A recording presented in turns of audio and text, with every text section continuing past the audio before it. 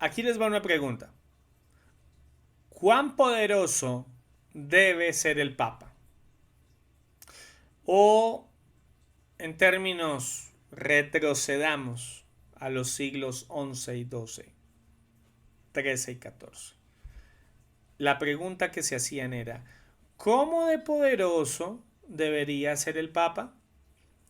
La cuestión de la autoridad papal ha enfrentado a la Iglesia Católica durante milenios. En los siglos XI y XII, el Papa entró en conflicto con el emperador del Sacro Imperio por la cuestión de quién debería investir a los obispos con sus símbolos de autoridad. Para los siglos XIII y XIV, el Papa estaba en conflicto con muchos reyes europeos. Y el problema esta vez era el dinero. ¿Debería el clero, debería la iglesia pagar impuestos? Los reyes europeos naturalmente querían grabar al clero, querían grabar a las tierras de la iglesia, y el papa estaba en contra, obviamente. La declaración más enérgica de la autoridad papal vino del papa Bonifacio VIII, que emitió una encíclica titulada Unam Sanctam en 1302, de la cual ya hemos tenido la oportunidad de hablar, en la que defendía las prerrogativas del Papa y decía que el clero no debería ser grabado. Pero entonces, ¿cómo respondió el rey de Francia a esto? El rey Felipe de Francia capturó entonces a Bonifacio en el año 1303 y le dio una paliza. 2 años después, Clemente V, que antes había sido arzobispo de Burdeos, trasladó la residencia papal de Roma a la ciudad francesa de Aviñón. Y desde ese periodo el papado quedaba bajo la autoridad de los reyes franceses. Esto dio comienzo, y acompáñame a ver esta triste historia, al periodo conocido como el Papado de Aviñón. El Papa permaneció en la ciudad francesa de Aviñón durante un siglo. Ahora, bueno, tú me dices, espera. ¿Aviñón? Luego el papado no siempre estuvo en Roma. Lo que yo había escuchado y lo que siempre me han dicho es que el Papa siempre estuvo en Roma. Pues, no sé, San Pedro visitó Roma y de ahí todos sus sucesores han estado en Roma. ¿Cómo así que un Papa va a venir?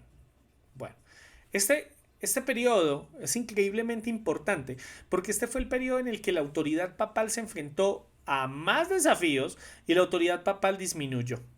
Los papas ya no volvieron a amenazar a los reyes de la misma forma que Bonifacio VIII. El papa, ahora bajo el control real francés, también había visto reducidos sus ingresos y necesitaba nuevas formas de recaudar dinero. Esto condujo a dos formas, llamémoslas así, eh, infames, eh, denigrantes de recaudar dinero papal. La primera fue una tasa por el primer año de oficio de un obispo llamado el Anatae. El Papa entonces nombraba un obispo y el salario de ese obispo durante el primer año iría para el Papa. La segunda nueva fuente de ingresos que los papas de Aviñón idearon fue el sistema de indulgencias, que tan importante fue antes de la Reforma Protestante. Los cristianos podían pagar al Papa para reducir su tiempo en el purgatorio y de hecho incluso rebajaban el tiempo de sus parientes ya fallecidos. 70 años después, en 1377, el Papa Gregorio XI trató de devolver la corte papal, la curia de Aviñón otra vez a Roma. Y lo hizo, pero este periodo fue muy breve. Un año después, en 1373, los cardenales se reunieron y eligieron a otro papa, a Urbano VI.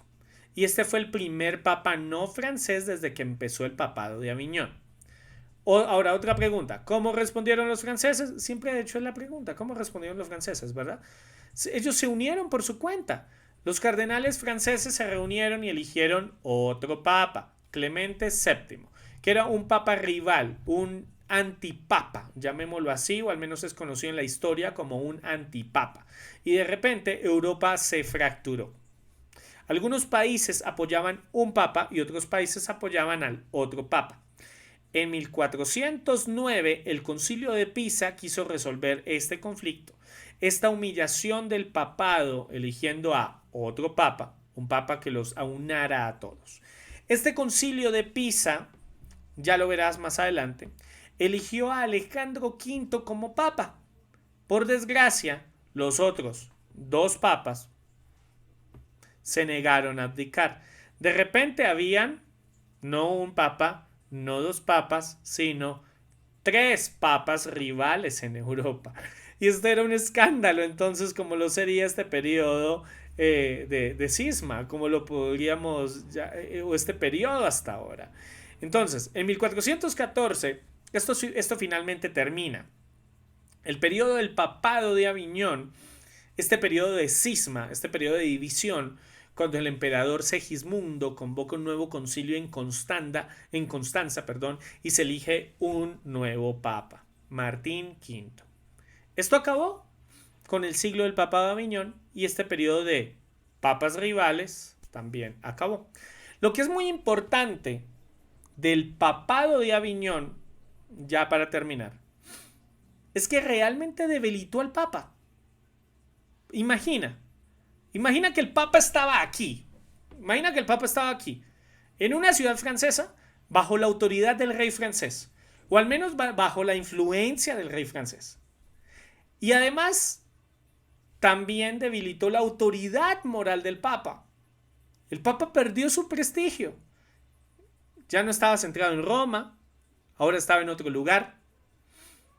Esta competición entre un papa, dos papas, tres papas, fue una humillación que solo acabó cuando el Concilio de Constanza nombró un nuevo papa.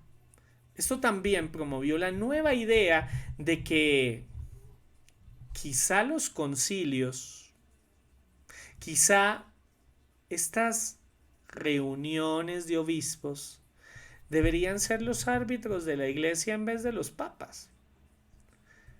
Así que el escándalo del periodo de Aviñón y la competición entre estos, un papa, dos papas, tres papas, dañaron el papado tardomedieval que solo se empezaría a recuperar en el siglo XV. Bueno, por ahora, más tarde llega la Reforma Protestante con Martín Lutero.